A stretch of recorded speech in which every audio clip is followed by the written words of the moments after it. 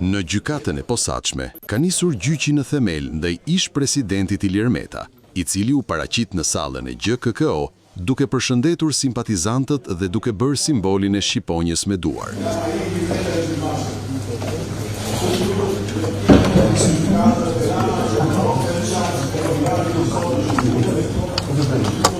Ai ka kërkuar që seancat gjyqësore ndaj tij të transmetohen drejt për mediat, kërkesë për të cilën gjykata pritet të shprehet në vijim. Ilir Meta ndodhet në paraburgim që prej tetorit 2024 dhe është marrë i pandehur nga SPAK për korrupsion, pastrim parash dhe fshehje pasurie lidhur me aferën Cez Dia dhe lobimin e LSI-s në SBA.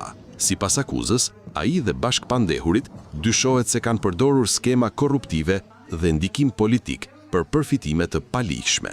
Në seancën e sotme, pritet gjithashtu vendimi për kërkesën e gjykimit të shkurtuar për disa nga të pandehurit e tjerë, përfshirë familjar të Monika Kryemadhit dhe ish zyrtar të AKP.